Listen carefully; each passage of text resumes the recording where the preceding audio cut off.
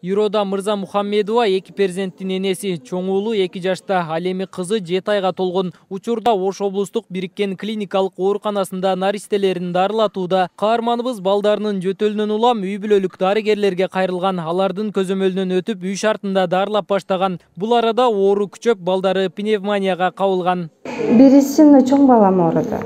Анан чоң баламдан кийин нонсу ооруп калды. Ошондо бири-бирине жугуп, ошентип ооруп калышты да. Но балама да ушундай болду. Уколун алдык, бирок алсак да сакайган жок, кайра эле жөтөлүп туруп, ошо неме өпкөсүнө өтүп кетип калды да. Ушинтип экөөбүз да пневмония болуп 5 күндөн бери жатабыз. Бирок эми жакшы эле сакайышып калды. Бирок дагы эле барды өпкөсүнө кетиш кыйын болуп атат. Азыркы оорусу кетиш кыйын болуп, ушинтип кайра эле оорушуп атат да, повтор болупчу.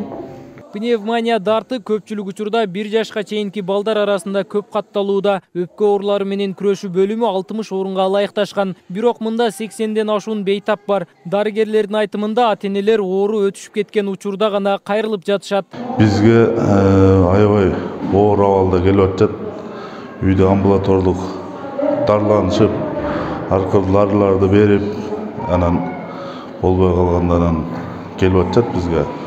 Үйүндө үй бүлөлүк керекке оорулар, үй бүлөлүк дарыгерлерге да барбастан өз алдынча дарылашып, анан болбой оорулашып калган маалда келип атат да. Жаш балдар арасында көп катталчу бул оору күз, кыш айларында жогорку чекке жетет. Дарыгерлер өз учурунда үй бүлөлүк дарыгерлердин көзөмөлүндө болууга чакырат. Дарттын баштапкы белгилери болуп, дене табы жогорулап, жөтөлөт. Оорунун алгачкы белгилери, мисалы грипптин түрлөрү менен байкалган биринчи белгилери эле жөтөлүшү, кыска жөтөлүшү, дене табынын көтөрүлүшү, үнүнүн өзгөрүшү, киргилденип, көздөрүнүн же чылкабыктардын чырпактанышы, көздөн жаш агышы, ушундай болуп башталат. Бала эгерде 1 жашка чейинки бала болсо тынчсызданып, уйкусу качып, эмчек эмүүсү начарлап, башта мурдагы өзүнүн абалынан өзгөрүү резко байкалат да.